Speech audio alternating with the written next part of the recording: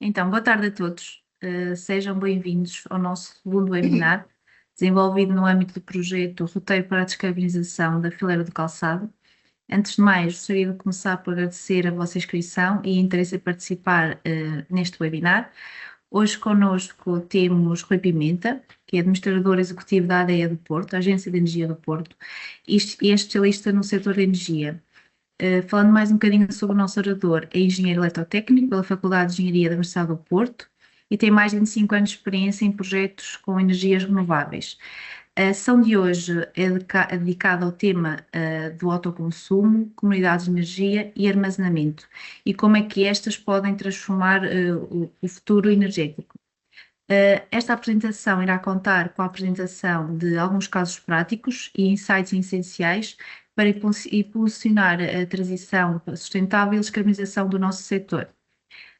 Antes de passar a palavra ao nosso orador, gostava de salientar que ao longo da apresentação poderão ir colocando as vossas questões, dúvidas, algum exemplo da vossa empresa ou exemplo pessoal que queiram ver respondido, ou então interagirem através do nosso chat.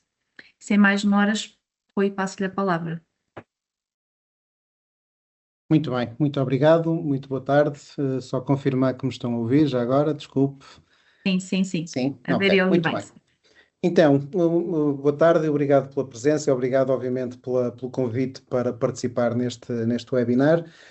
O meu nome é Rui Pimenta, sou responsável pela Agência de Energia do Porto e antes de debruçarmos sobre o tema, só falar um bocadinho de quem nós somos. Nós somos uma associação sem fins lucrativos que atua na região norte do país, maioritariamente na área metropolitana do Porto, onde temos 10 municípios que são nossos associados, todos os municípios a norte do Rio Douro da área metropolitana são nossos associados. Temos também o reconhecimento da entidade de utilidade pública e, para além destes associados municipais, depois temos 25 outras entidades que integram a agência, diferentes setores de atividade, de energia, resíduos, centros de investigação, ordens profissionais, academia, etc. Ou seja, há aqui uma panóplia de entidades que, para além dos municípios, que no fim do dia a nossa principal ambição e objetivo é apoiar as entidades e o cidadão, mas para além destes associados públicos, depois todas estas outras entidades ajudam-nos a realizar esta nossa ambição de promover a descarbonização do território. Queria também dar aqui algumas notas. Nós não temos, por experiência e por motivação e até por próprio objeto social, nós não nos posicionamos em mercado, por isso nós não temos concorrentes, nem concorremos com outras entidades no que diz respeito a procedimentos públicos ou privados, não é esse o nosso objetivo, e normalmente até por causa disso não temos grande apoio que temos vindo a prestar à indústria, tem sido muito mais direcionado para instituições públicas, entidades que tenham atividades de serviços e, obviamente, depois o cidadão. Não quer dizer que com isto não estejamos também capacitados para apoiar todas as entidades também do setor de calçado sobre estes temas. Uma das mais-valias que a agência depois tem conseguido é através, nomeadamente, de projetos financiados, como é o caso deste projeto Powering Energy, encontrar fontes de financiamento que depois nos permitem apoiar de uma forma transversal e sem qualquer tipo de remuneração associada diferentes entidades, sejam entidades públicas ou privadas, sobre estes temas. E começar logo aqui, se calhar então só por fazer este enquadramento, ou seja, nós temos um projeto neste momento a decorrer, o Powering Energy Hub, em que disponibiliza um aconselhamento técnico, legal e financeiro sobre ações de eficiência energética, sobre projetos de produção de energia renovável e também a mobilidade sustentável. Ou seja, aqui esta mais-valia que depois poderá ser também acedida por parte das diferentes entidades que integram o setor do calçado. Falando muito rapidamente sobre aquilo que são os objetivos nacionais e objetivos nacionais que estão integrados com aquilo que são os objetivos europeus, um bocadinho neste momento desalinhados com os objetivos mundiais a partir do dia de ontem e da tomada de posição pelo novo Presidente dos Estados Unidos, nomeadamente em sair desta união, não é? de tentarmos descarbonizar o nosso planeta, mas a nível nacional o que nós temos hoje em dia, o Plano Nacional de Energia e Clima para 2030, tem um conjunto de objetivos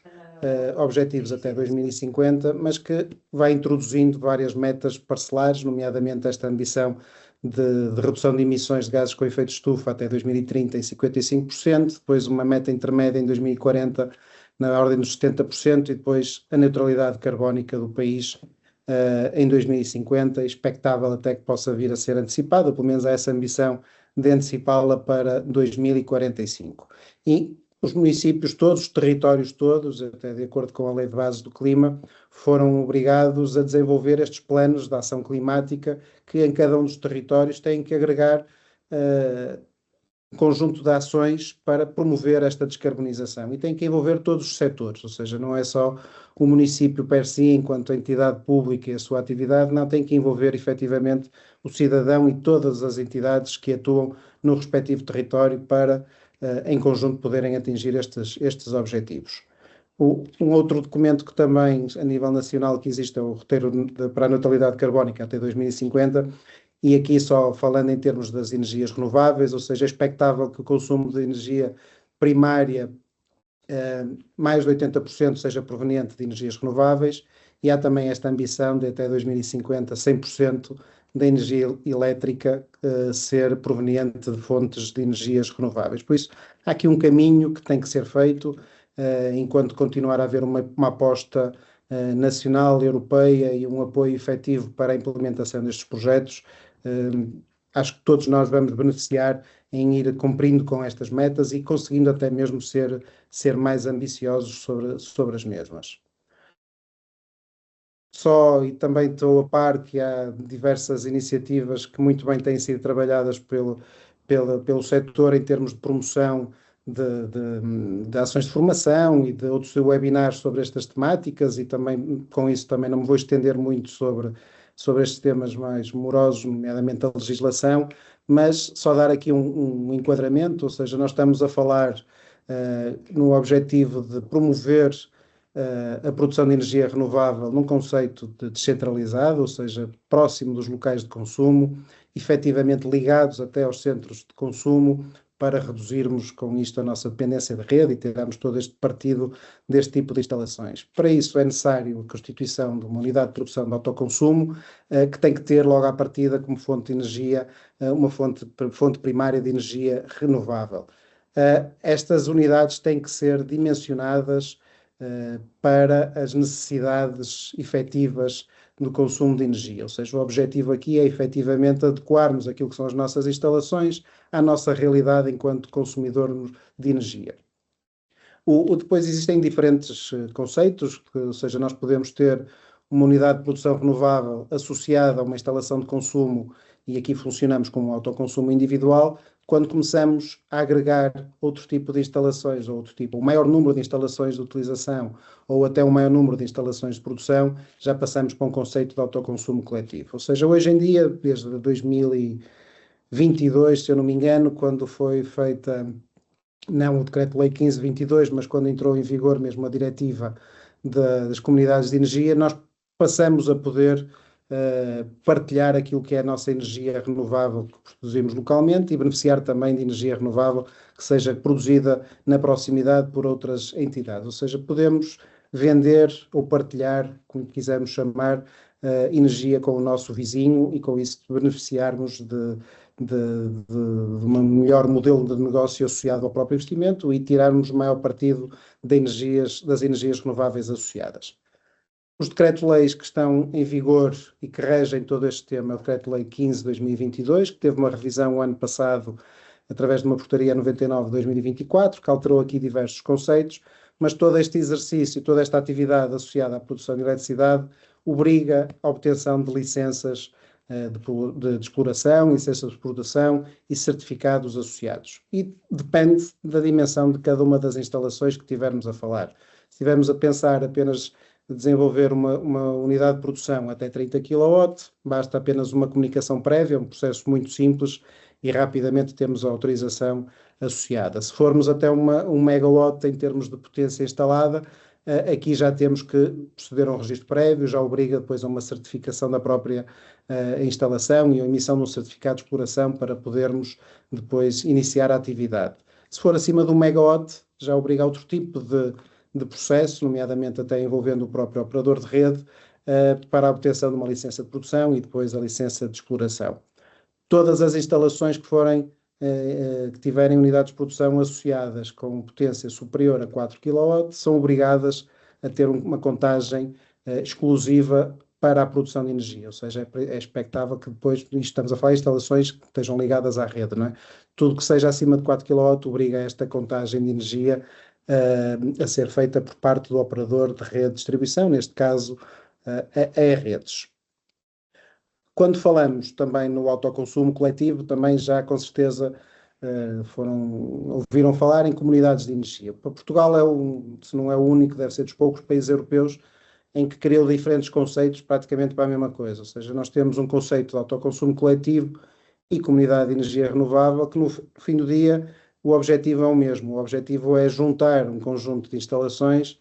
tanto consumidoras como produtoras, e entre elas partilhar a energia renovável. Com esta diferença de conceito, a principal incide sobre a comunidade de energia renovável, obriga a uma constituição de uma sociedade, ou seja, é necessário ter uma pessoa coletiva registada para esta atividade de comunidade de energia renovável. Não são obrigados a realizar, se não realizarem essa sociedade ou se não constituírem essa sociedade, podem funcionar apenas através de um regulamento interno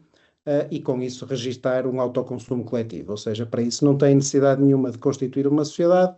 juntam-se diferentes entidades ou juntam-se a mesma entidade com diversas instalações de produção ou de consumo, definem um regulamento interno onde vai refletir tudo aquilo que sejam as regras de partilha, tudo aquilo que sejam até os valores que venham a ser transacionados, amortização de investimentos, etc. Tudo isso fica refletido no regulamento interno e passam a poder atuar sem essa necessidade da constituição jurídica. Se constituírem uma sociedade, nessa sociedade depois deixa de existir o regulamento interno porque é expectável que nos estatutos essas regras já estejam devidamente refletidas. Ambas as figuras têm esta capacidade de partilhar energia entre as diversas instalações e depois, até no fim do dia, eventualmente existindo excedentes, também de vender esses excedentes no mercado. As comunidades de energia renovável têm mais um conjunto de serviços disponíveis, em que o autoconsumo por si não está autorizado a realizar, nomeadamente as comunidades podem participar ativamente no mercado, ou seja, podem comprar e vender energia de forma autónoma, podem participar também em projetos locais relacionados com a sustentabilidade, em programas sociais, por exemplo, incluir serviços de mobilidade e incluir também serviços de flexibilidade de rede, em termos de proporcionar ao operador de rede aqui alguma capacidade adicional na gestão da própria infraestrutura. Ou seja, há aqui alguns serviços que podem vir a ser pertinentes em serem implementados e, obviamente, são apenas exclusivos para as sociedades que sejam constituídas neste conceito de comunidade de energia renovável. A legislação e este conceito de partilha de energia também cria algumas regras em termos de distâncias, ou seja, não é expectável, porque o objetivo de uma comunidade é existir efetivamente uma proximidade entre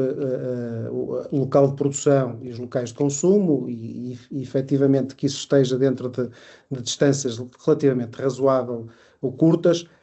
e o legislador aqui definiu regras muito específicas para diferentes níveis de tensão.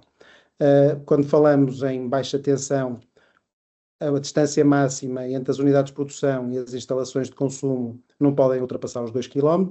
ou pelo menos têm que estar, podem até ultrapassar, mas têm que estar ligadas dentro daquilo que é o mesmo circuito ou dentro mesmo da abrangência do mesmo posto de transformação. E depois temos diferentes distâncias para média tensão, que vai até 4 km, alta tensão até 10 km e muito alta tensão até 20 km. Também aqui neste cenário, se estiver dentro da mesma subestação, a alimentar as diferentes instalações de produção e as instalações de consumo, a distância poderá ser superior. A portaria recente, publicada o ano passado, alterou ligeiramente estas distâncias, ou seja, permitindo que estas distâncias passem para o dobro, mas apenas para territórios de baixa densidade. Ou seja, é expectável que depois em territórios de baixa densidade as distâncias entre os locais de consumo e de produção sejam maiores, por isso também aqui o legislador alterou esta regra, criando uma maior facilidade em termos de dimensionamento destes projetos. Dar nota que isto é uma regra nacional, totalmente diferente daquilo que acontece em Espanha, ou seja, em que tem distâncias muito mais curtas para estes conceitos, e outros países têm regras totalmente diferentes, ou seja, cada território, cada país foi moldando ou transpondo a diretiva das comunidades de energia à sua medida e criando determinadas regras que, como vemos, têm vindo a ser também atualizadas. O processo de registro, e desde que foi feita a transposição da diretiva, tem sofrido diversas alterações, tem sido aqui um bocadinho o calcanhar daquilo do desenvolvimento deste tipo de projetos.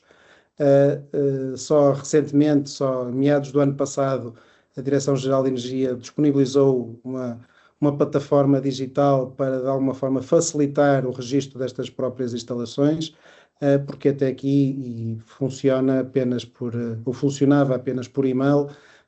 e limitado também à própria capacidade de resposta da Direção-Geral de Energia, que infelizmente, face até ao volume de projetos que foram colocados para validação, demorou muito tempo, ou demora muito tempo a dar resposta. Hoje em dia as coisas estão significativamente mais céleres, conseguindo-se já obter aqui determinado tipo de autorizações e licenciamentos em um mês ou pouco mais do que isso, dependendo da dimensão e da complexidade, consegue-se ter licenciamentos bem mais rápidos. O processo passa sempre por registar primeiro as unidades de produção. Efetivamente tem que ser criada esse registro e colocar toda a informação da unidade de produção de autoconsumo, em que só depois de termos a certificação dessa mesma instalação, ou pedido de inspeção e todo esse processo final, é que podemos passar para o registro do autoconsumo coletivo ou comunidade de energia. Ou seja, só depois de termos as unidades de produção registadas é que podemos passar para a fase seguinte de agregar os centros, as instalações de consumo e criar as regras depois de partilha de energia.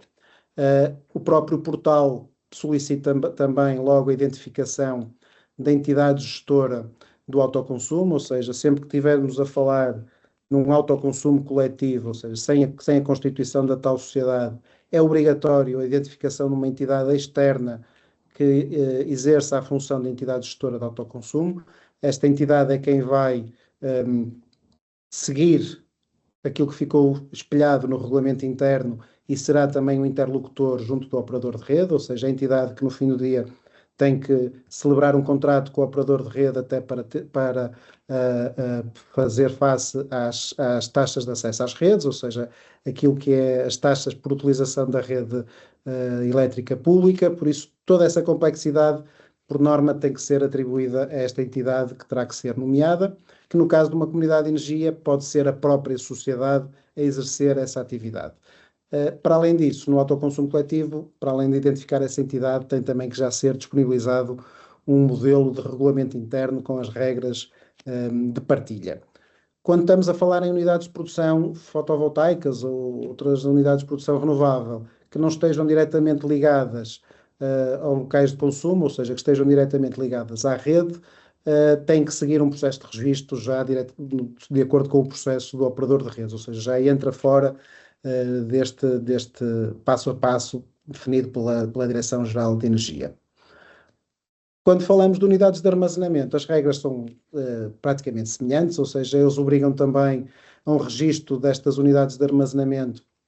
como se fosse uma unidade de produção para autoconsumo. A legislação é exatamente a mesma e depois obriga também à certificação, ao registro prévio, àquilo que for o licenciamento em função da potência da unidade de armazenamento. Quando falamos em potências superiores a 1 megawatt, aqui já exigem determinado tipo de informação que não é solicitado, que não são solicitadas nas unidades de produção para autoconsumo até esta ou acima desta potência, nomeadamente um estudo de impacto ambiental ou até depois também um sistema de secada, porque no fim do dia estas unidades superiores a 1 megawatt depois poderão vir a ser utilizadas pelo operador ou pelo gestor global do sistema para algum serviço de rede ou até mesmo para as desligar da rede, caso seja necessário. Ou seja, obriga aqui a investimentos para além da própria unidade de armazenamento, significativos quando estamos a falar em unidades acima de 1 megawatt. Para as outras unidades, o processo é relativamente simples e estas unidades têm que ser também dimensionadas de acordo com as reais necessidades, sabendo de antemão que ainda são tecnologias com custos de investimento muito elevados. No dimensionamento de uma unidade de autoconsumo, e seja numa unidade no setor de calçado, numa outra instalação qualquer, ou nas nossas próprias casas, o objetivo é, como falava antes, nós temos que adequar, peço desculpa, nós temos que adequar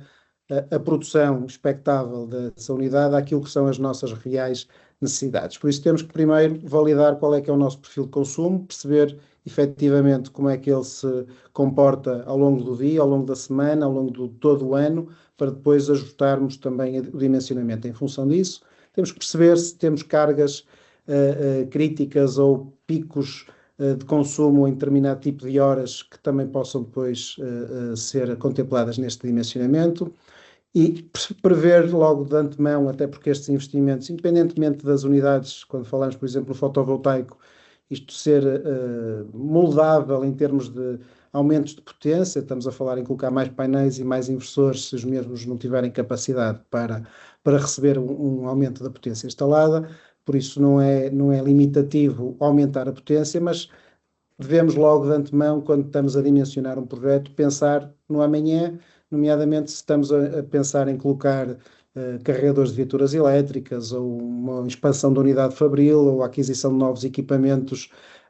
de produção ou até a migração de um vetor energético de gás natural em determinados equipamentos para a eletricidade, ou seja, olharmos também naquilo que é as expectativas de consumo no futuro para ajustarmos também o dimensionamento a esta realidade. E depois analisarmos a própria fatura para efetivamente percebermos, em termos de custos de eletricidade, o que temos e ajustarmos depois e percebermos a própria mais-valia de um projeto de autoconsumo associado. Devemos utilizar ferramentas, existem várias ferramentas online para este dimensionamento, em que vamos ajustar, em função daquilo que é o nosso local disponível, a colocação de painéis fotovoltaicos nesse local. Temos que ter em atenção também o local e a radiação expectável para cada zona do país, a orientação das instalações, das coberturas, ou seja, um carport, ou seja, aquilo que for, ou seja, o local onde nós estejamos a pensar em colocar os painéis, temos que perceber a respectiva orientação e inclinação para depois tirar o maior benefício da radiação solar. E também identificar tudo que sejam constrangimentos ou sombreamentos no local, ou seja, temos que perceber se há arvoredo ou se há equipamentos na cobertura que possam criar determinado tipo de sombras em parte do dia e, obviamente, limitar essas zonas para não ter essa dificuldade. No final do dia, devemos selecionar os equipamentos que pretendemos colocar até na própria simulação e depois na aquisição destas instalações, tentando sempre possível garantir a utilização de painéis Tier 1. Tier 1 é uma certificação em termos de conformidade até mais financeira, mas é um financeira ligado, obviamente, com a capacidade técnica dos fabricantes. Por isso, termos essa preocupação de selecionar painéis em que nos passem alguma garantia em termos de eficiência e de durabilidade dos mesmos, e o mesmo se coloca também quando selecionamos os investidores, tentar que sejam equipamentos de mercado e equipamentos com alguma visibilidade e já implementação no território, porque existem marcas que efetivamente não têm, que depois não disponibilizam até grande parte das mais-valias que depois podem vir a ser pertinentes no futuro em termos de otimização da solução. Isso acho que é relevante também olharmos para isso e às vezes um sobrecusto inicial na fase de investimento tem grandes benefícios depois no futuro. Aqui um exemplo em termos de dimensionamento, em que pegamos numa instalação em que tiramos partido das coberturas disponíveis e neste caso foi dimensionado 171 kW de painéis fotovoltaicos ajustados efetivamente às necessidades de consumo, ou seja, não há aqui a expectativa de criação de excedentes, há sim a necessidade ou a expectativa de produção para fazer face ao consumo sem grande sobreinvestimento nesse sentido. Neste caso, a instalação tem um consumo mais ou menos uniforme ao longo do ano e obviamente que aqui também, lá está, ou seja, o dimensionamento foi feito considerando que temos o maior número de horas de sol durante o verão, por isso também tirar partido disso e depois não sobredimensionar essa instalação, porque iria criar depois também impacto, lá está, em termos da criação de excedentes. Como eu referi antes, isto prende-se muito depois com os inversores, ou seja, tentarmos utilizar equipamentos que no fim do dia permitam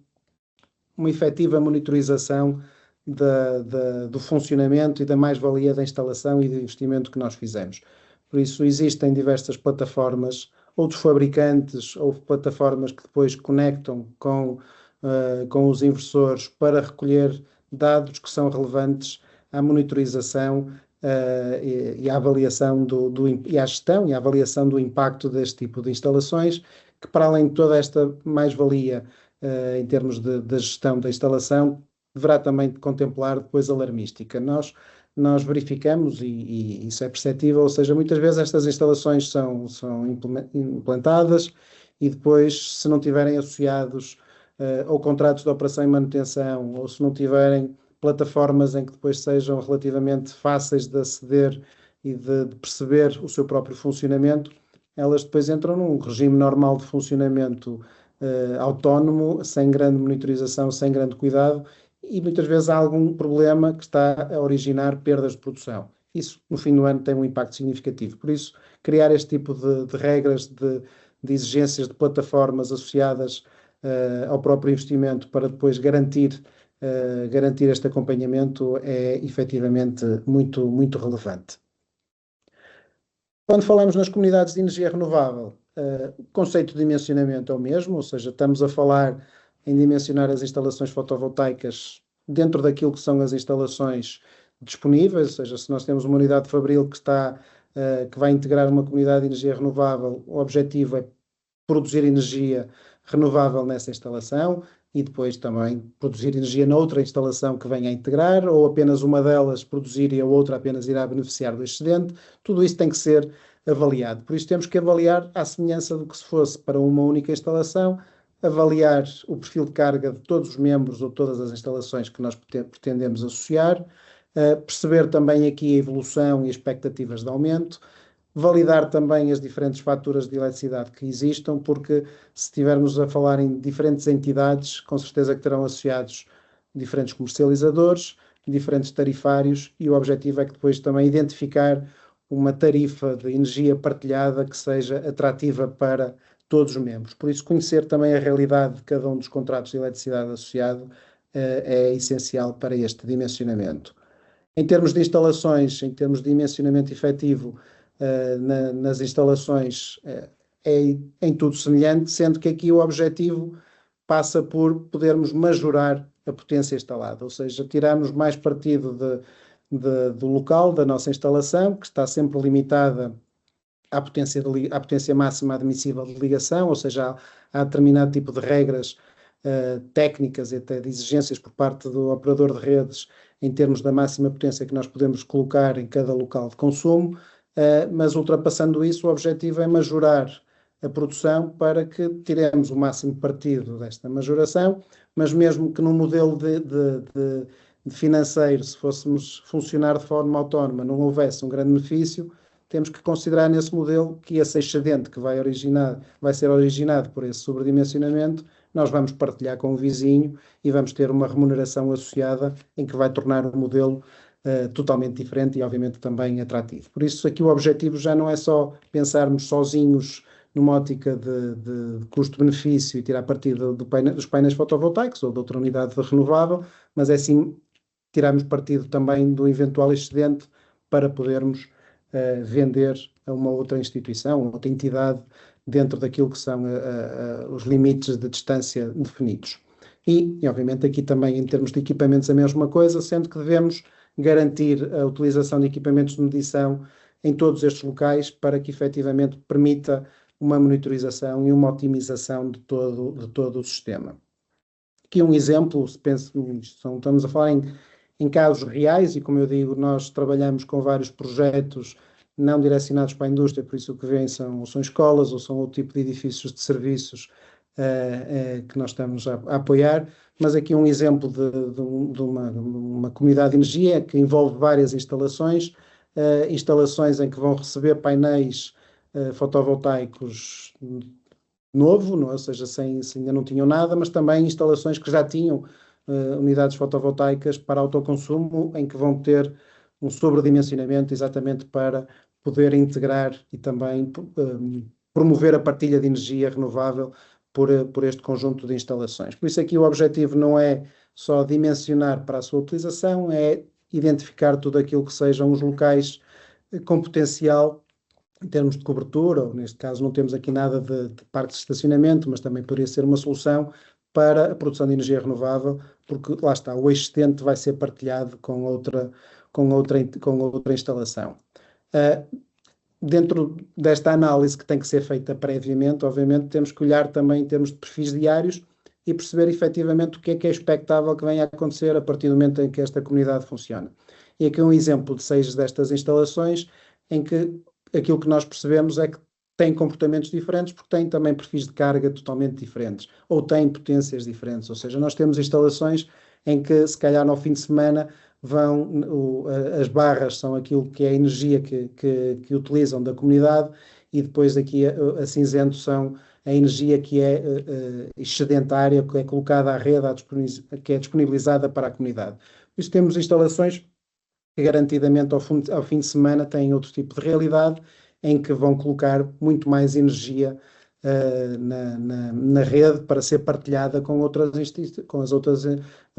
instalações, ou temos instalações em que as coisas estão mais ou menos equilibradas, em que não há o excedente e aquilo que tiram partido da comunidade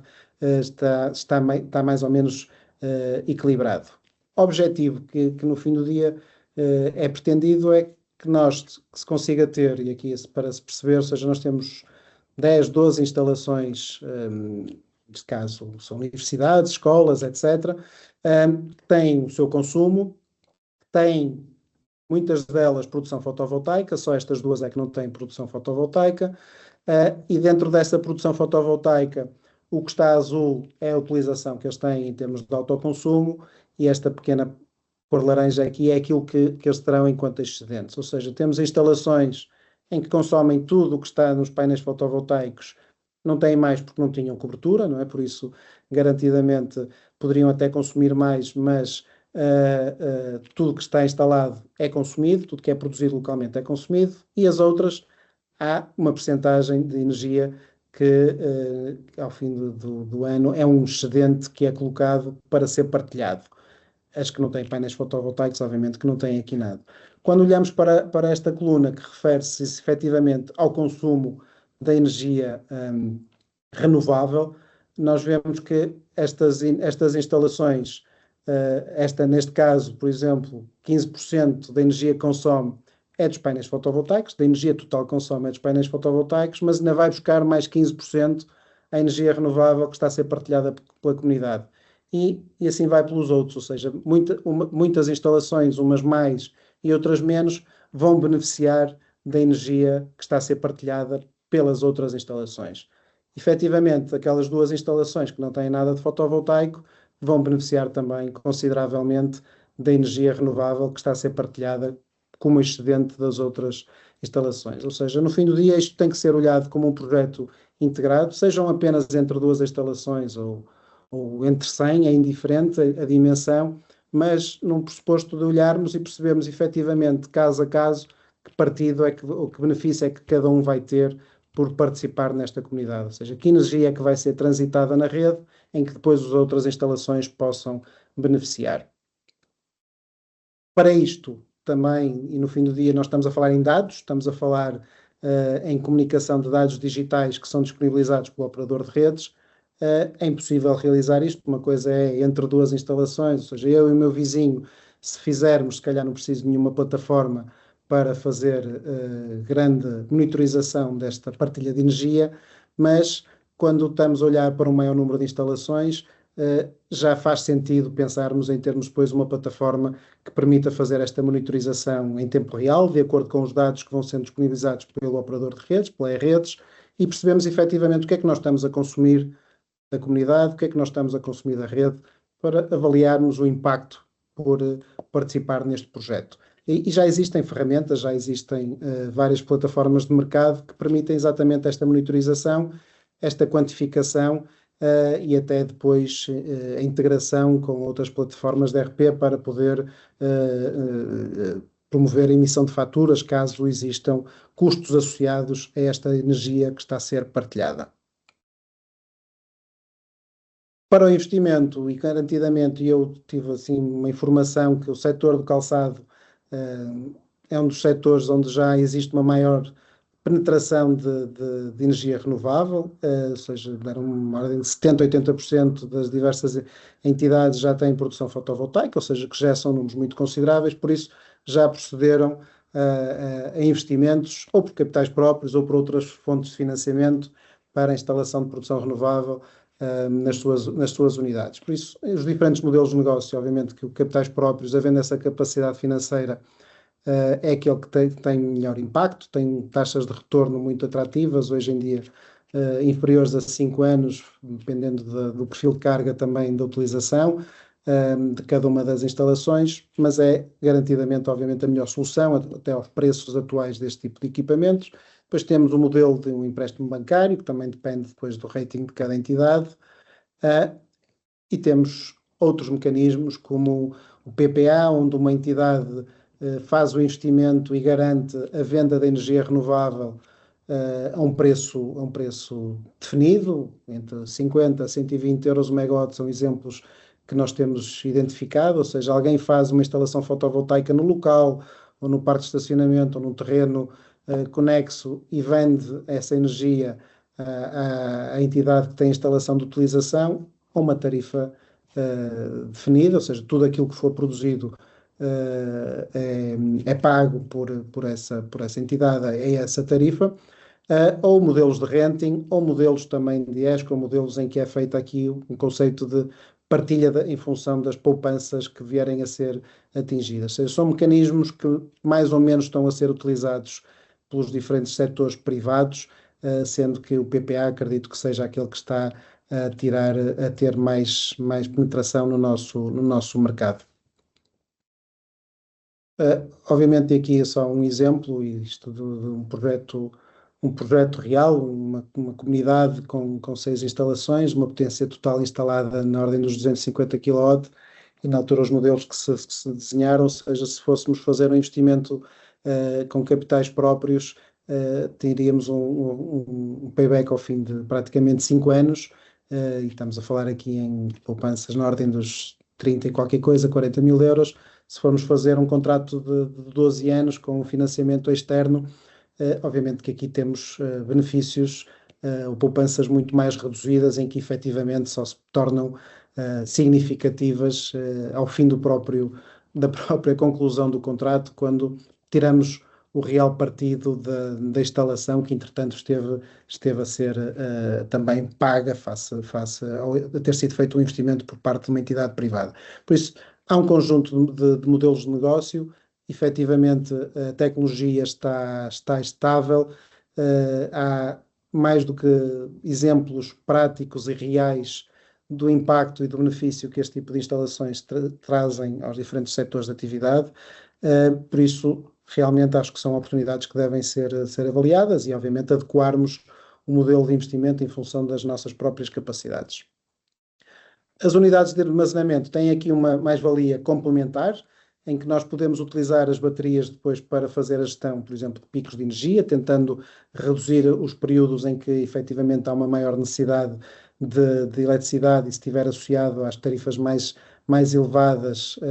tentar reduzir isso e obviamente reduzir aqui também depois o nosso encargo mensal com a eletricidade, garantir uma continuidade operacional, porque há sempre interrupções de energia com uma unidade de armazenamento, pelo menos determinado tipo de serviços também podem ser salvaguardados, promover a eficiência energética,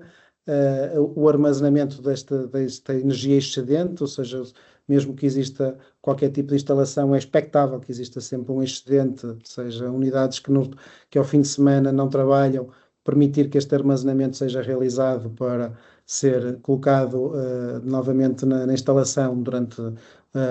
a semana, ou seja, para gerir e armazenar durante o dia para utilizar essa energia à noite. Por isso há todas essas facilidades e mais-valias que uma unidade de armazenamento traduz. Poder também apoiar a própria rede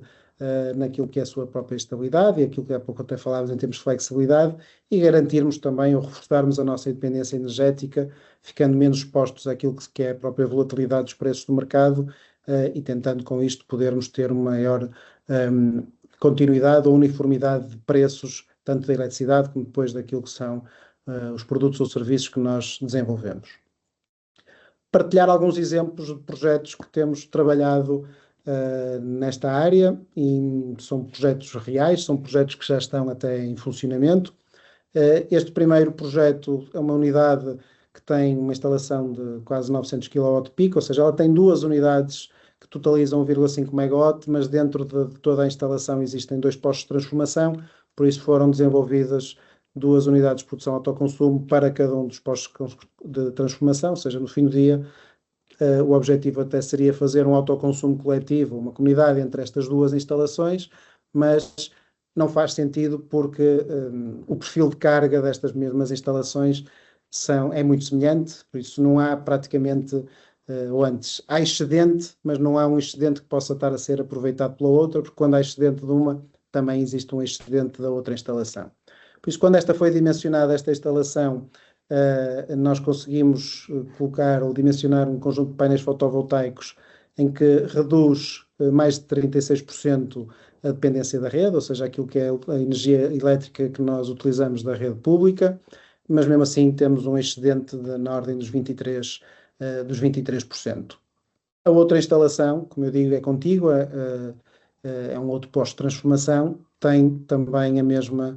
os mesmos números praticamente em termos de redução da eletricidade da rede e também o excedente na ordem dos 20%. Por isso, aquilo que nós identificamos é, sim senhor, temos aqui 20% de energia renovável de excedente numa, 23% noutra, há aqui uma oportunidade de alargarmos este projeto e, com base nisto, tentar majorar ou beneficiar da partilha desta energia com outras entidades. E se este projeto tem, como eu disse, é 1,5 MW no total, teve um investimento na ordem dos 900 mil euros, 1 milhão de euros, porque em todos os projetos que nós temos desenvolvido, sensibilizamos sempre a contratação simultânea de um contrato de operação e manutenção de no mínimo 10 anos, no caso este foi 12 anos, ou seja, um contrato que garanta as ações de manutenção, a própria monitorização do sistema, a disponibilização de plataformas para que depois o cliente possa também monitorizar e perceber efetivamente se a instalação está a produzir aquilo que deveria estar a produzir ou acompanhar alarmísticas ou problemas que possam surgir, mas no fim do dia também garantir, e estar isso refletido nesse próprio contrato, garantir o desempenho da instalação, ou seja, garantir a expectativa de produção ao longo dos 10 anos e o concorrente, ou o instalador neste caso, tem que garantir que a instalação vai efetivamente produzir aquilo que estava contratualmente definido. Por isso este projeto tem um retorno inferior a 5 anos, que obviamente que é muito positivo, com uma redução de, como eu dizia, mais de 35% daquilo que é a dependência da rede. Por isso, instalações, e neste caso média tensão, num raio de 4 km, tentar encontrar um parceiro, não é? Uma outra entidade que tirasse partido destes 20 e qualquer coisa por cento total de energia que está a ser disponibilizada, neste caso aproximadamente 500 MWh ano, que são disponibilizados para a rede, para, neste caso, partilharmos com outra entidade. Por isso identificamos uma outra entidade que vai utilizar 450 MW e no fim do dia ainda existe aqui 10% desta energia que está a ser partilhada, que vai ter que ser colocada à rede, se entretanto não identificarmos uma outra entidade que possa aceder a estes 10%. Por isso o objetivo lá está, ou seja, primeiramente dimensionar ao máximo o autoconsumo, é expectável a existência de excedente, face à dimensão e face à própria sazonalidade de utilização, neste caso desta atividade, e este excedente, no caso de uma instalação com alguma dimensão, sendo significativo, partilhando, encontrando entidades que possam beneficiar dela e tentando diminuir ao máximo aquilo que depois é efetivamente colocado na rede, porque essa energia que é colocada na rede depois, mesmo sendo majorada, ou seja, mesmo havendo aqui uma venda dessa energia através de uma entidade agregadora, por exemplo, estamos sempre a falar em valores muito baixos. Por isso, nós aqui neste modelo que temos previsto é vender a energia excedente a 85 euros o megawatt-hora, peço desculpa, aqui está contabilizado um valor para os tais 10% de venda à rede,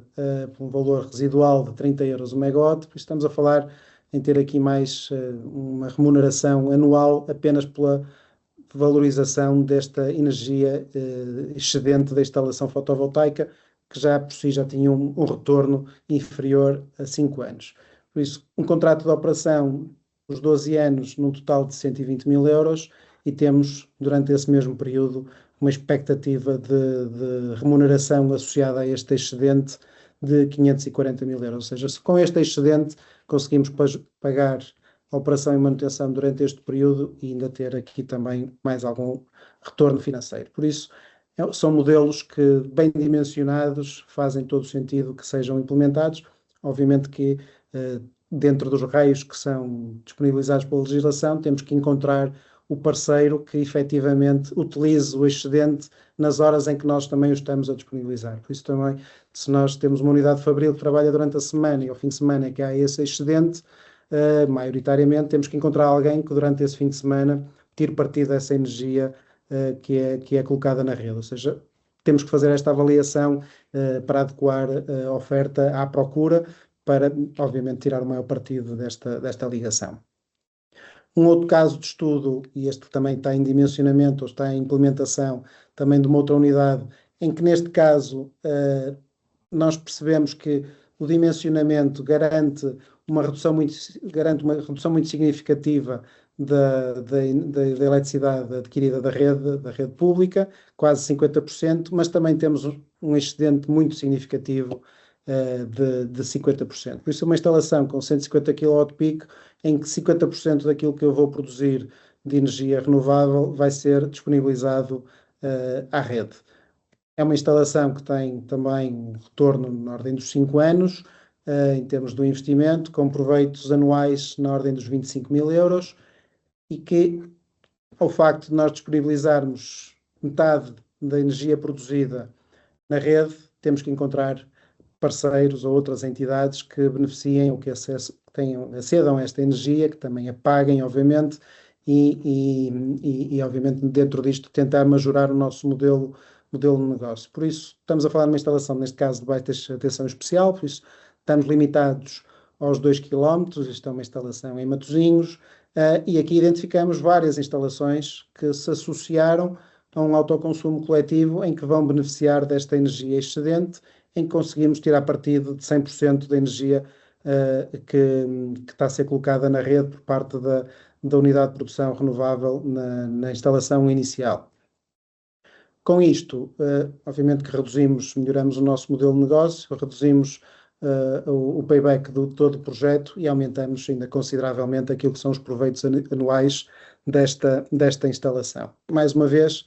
associamos a instalação um contrato de operação, neste caso de 10 anos, para garantia da produção e da continuidade e do bom funcionamento da instalação, pelo menos durante este período. Por fim, o último caso prático que queria aproveitar e partilhar, não tem nada a ver, obviamente, com o setor do calçado, as anteriores também não, mas tinham maior proximidade, garantidamente, mas este para percebermos todos como é que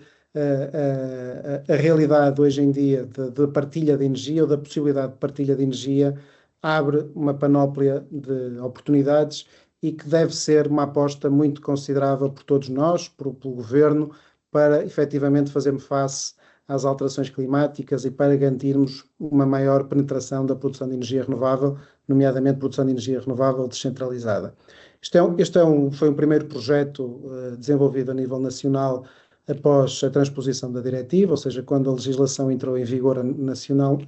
em Portugal, em que nós registramos este projeto. É um bairro de habitação municipal no Porto,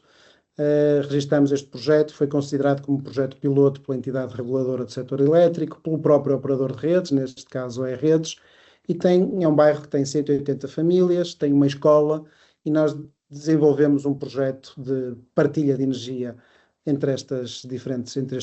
edifícios, estas diferentes instalações, colocando carregadores de viaturas elétricas, colocando unidades de armazenamento de energia, colocando unidades de armazenamento de energia de segunda vida, ou seja, testando baterias que vêm do setor automóvel, e que no setor, obviamente, do setor automóvel já não tem uma exigência, ou antes, já não cumprem as exigências em termos de performance que uma viatura demanda, mas no setor que nós estamos a falar, numa escola ou numa habitação, se eu não tiver uma eficiência de 90% e só tiver 80%, resolve na mesma grande parte dos meus problemas em termos energéticos, nomeadamente de garantir que haja aqui algum armazenamento para utilização quando eu efetivamente mais preciso. Por isso, integramos um projeto com todas estas diferentes funcionalidades e está a funcionar desde maio do ano passado, peço desculpa, e temos conseguido, obviamente, já partilhar energia pelas famílias que aderiram, uma realidade engraçada também de partilhar, ou seja, nós temos 180 famílias que residem no bairro, mas até agora apenas 55 aderiram, e estamos a falar em energia que está a ser partilhada gratuitamente, mas apenas 55 efetivamente aderiram. Temos mais 30 que estão em pipeline, mas estão à espera da Direção-Geral de Energia, ou seja, aqui também este delay que muitas vezes também prejudica o impacto destes projetos, mas a realidade é que neste momento e durante um conjunto de meses, ali diz maio, outubro, mas também já temos dados mais recentes, nomeadamente até dezembro, nós temos famílias que beneficiaram de energia renovável acima de 30%, ou seja, temos famílias que em média, andaram de 50% a 60% da energia que utilizaram durante estes períodos foi proveniente dos painéis fotovoltaicos. Temos famílias que beneficiaram 75% durante este período, ou seja, grande parte da energia que utilizaram ao longo de todo este período foi proveniente dos painéis fotovoltaicos, porque efetivamente depois perceberam a mais-valia deste projeto e adequaram os seus próprios consumos para poder tirar partido da energia renovável que está a ser produzida localmente, ou seja, mudaram o seu dia-a-dia em termos das horas em que colocam os equipamentos, se está sol, se não está sol, se ligam as máquinas quando está sol, se não está sol, ou seja, efetivamente fizeram uma gestão eficiente e algumas famílias com um impacto muito significativo naquilo que é o seu encargo mensal com eletricidade. O projeto, neste momento, tem um excedente muito grande, porque lá está, ou seja, foi dimensionado depois 180 famílias, só temos 55 famílias a beneficiar, obviamente que há aqui ainda um excedente muito grande, mas estamos a trabalhar para motivar e sensibilizar a adesão das outras famílias, mais uma vez, porque a energia durante pelo menos 5 anos será partilhada gratuitamente. É projeto financiado e tem esta mais-valia. Quando eu falava em termos de autoconsumo coletivo e comunidades de energia, toda esta gestão, toda esta monitorização, todo este acompanhamento e relação com, seja entidade reguladora ou operador de rede, tem que ser feito por alguém. Se for um autoconsumo coletivo, tem que efetivamente estar nomeado um MEGAC. Se for uma comunidade de energia com uma sociedade criada para esse efeito, pode ser essa própria sociedade a realizar todas estas atividades. Nós temos nos disponibilizado para prestar este apoio, para atuar nesta área, com plataformas também já parceiras para apoiar depois toda esta monitorização, e já em todos estes projetos que falei e muitos outros, nós próprios estamos a atuar enquanto entidade gestora do autoconsumo, disponibilizando este serviço para as entidades promotoras, monitorizando e efetivamente otimizando aquilo que é energia renovável e um modelo de negócio definido para cada caso. E, por fim, este é o último slide, dentro daquilo que é a nossa realidade, dentro daquilo que nós identificamos, existem oportunidades e, obviamente, que mais deveriam existir, mas são fontes de financiamento que, por vezes, vão lançando determinado tipo de programas que promovem a implementação destes projetos, nomeadamente projetos inovadores. Temos que pensar também que os painéis fotovoltaicos, por si, cada vez mais vão ter menos subsidiação ou menos apoio, porque já há uma grande participação do setor privado também a dar resposta a este tipo de investimentos, por isso já deixa de ser necessário tanto apoio por parte do Estado ou da União Europeia para este tipo de projetos, mas quando falamos nas unidades de armazenamento ou em projetos com outro tipo de inovação associado, continua obviamente a ser necessário aqui a participação e financiamento por parte das entidades públicas. O nosso projeto, e reforçando o Powering Energy Hub, este serviço de aconselhamento que nós temos, está disponível. Isto é um projeto de 3 anos, arrancou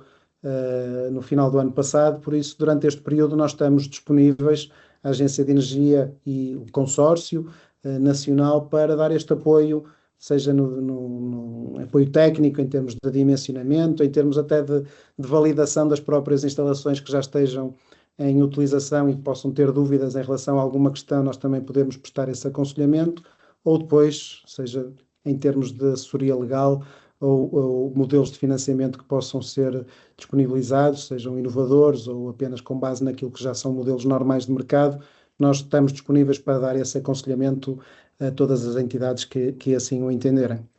E com isto termino. Muito obrigado.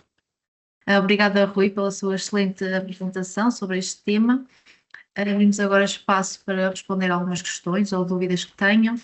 Aqui no nosso chat já foram colocando algumas questões, não sei se o Rui quer ver aqui a primeira. Boa tarde, no caso prático 2, o armazenamento de energia não poderia ser uma solução para a parte do excedente?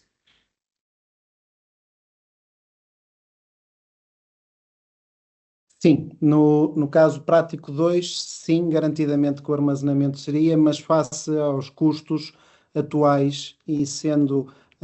um projeto de autoconsumo coletivo, aquilo que se identificou, e há aqui um caráter social também por trás, tentou-se identificar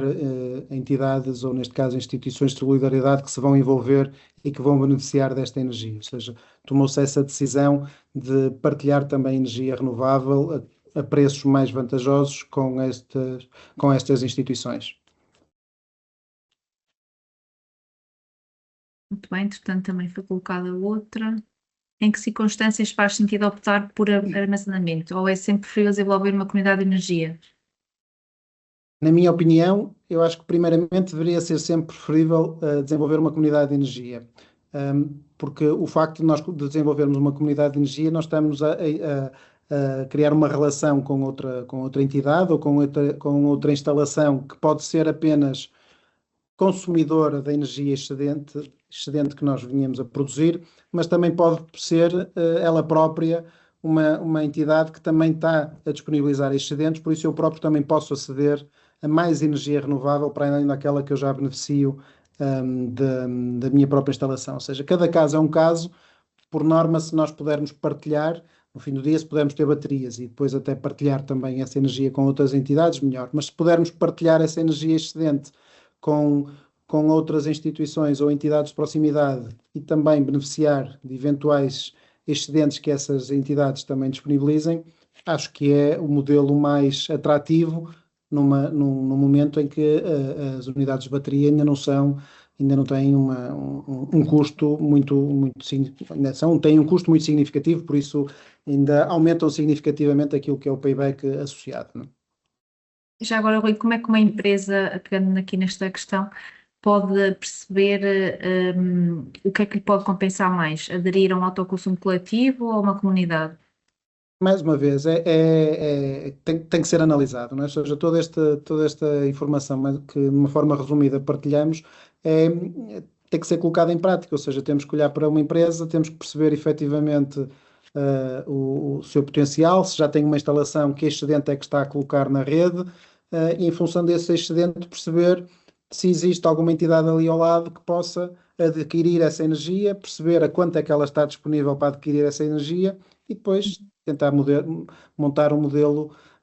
para a operação desta solução. Não é? As baterias é um modelo também que deve ser sempre validado em paralelo, ou seja, no fim do dia pode não ser vantajoso ou pode não existir nenhuma entidade de proximidade que tenha interesse em aderir e as baterias até terem aqui alguma relevância, mas por norma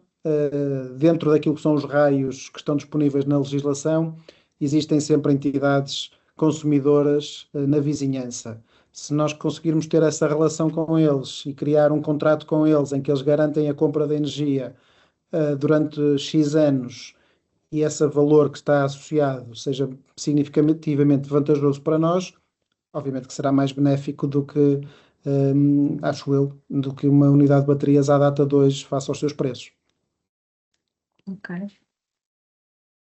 Temos aqui uma questão da Carla. Instalações financiadas com restrição de venda e injeção na rede, é possível encontrar uma solução de partilha dos excedentes de produção, exemplo, fim de semana, horas de almoço, férias? Com restrição de venda e injeção na rede. Se não pode injetar na rede, não. Não é? Ou seja, se forem instalações que estão registadas apenas para, ou seja, que não têm autorização para injetar na rede, não têm forma de a partilhar, não é? Essa energia não vai ser produzida, não é? Efetivamente, se não estiverem ligadas à rede, não há excedentes.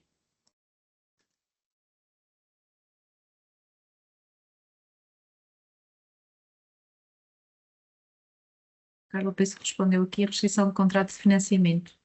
respondendo à questão que colocou. Não estou a perceber, peço desculpa. Carla, não sei Se o financiamento se é apenas para instalações em que não podem estar ligadas à rede, obviamente que se mudarmos o registro, não é, das mesmas, o licenciamento das mesmas, para que elas depois passem a poder injetar na rede, corremos o risco de perder o financiamento. Por isso, tem que se perceber o que é que está no contrato de financiamento e quais é que são as exigências. Se não pode injetar, não há volta a dar. Se o que está no contrato de financiamento é não pode injetar na rede, então não tem forma de partilhar. Não pode partilhar, mas pode beneficiar. Pode beneficiar de outros, não é? De terceiros. Ou seja, pode não injetar na rede, mas pode integrar na mesma uma comunidade de energia. Carla, não sei se foi respondida à questão. Entretanto, colocou outra. Relativamente à certificação do PACS ou a utilização de certificação, por exemplo, aumento da capacidade de produção, tem ideia de quanto tempo seja razoável para concluir um processo? É moroso. 2 meses. Menos do que isso é impossível.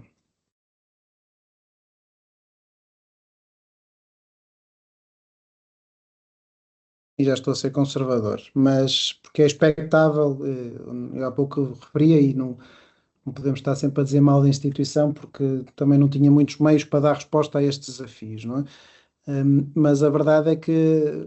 no início eles demoraram 2 anos para licenciar este último piloto que apresentei, 2 anos, e foi tudo feito por e-mail. Hoje em dia, desde meados do ano passado, tem esta plataforma que permite outra celeridade nos processos, mas mesmo assim, no que diz respeito a alguns, quando estamos a falar em autoconsumos individuais, é mais célere, quando estamos a falar em autoconsumos coletivos ou comunidades de energia, mesmo assim ainda demoram alguns meses para dar seguimento.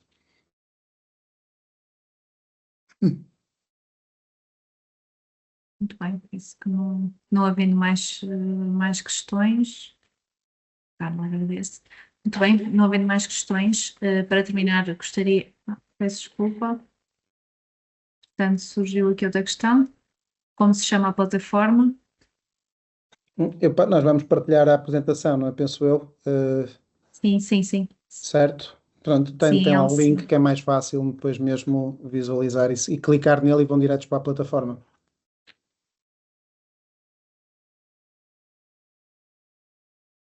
não havendo então mais espaço para questões ou dúvidas que queiram colocar, dou por terminada este webinar. Gostaria. Outra questão da Mariana.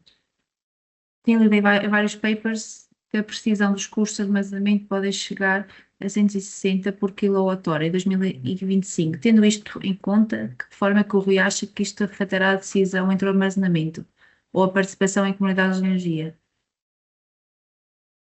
Mais uma vez, cada caso é um caso. Não podemos. A tecnologia do armazenamento está, obviamente, a tornar-se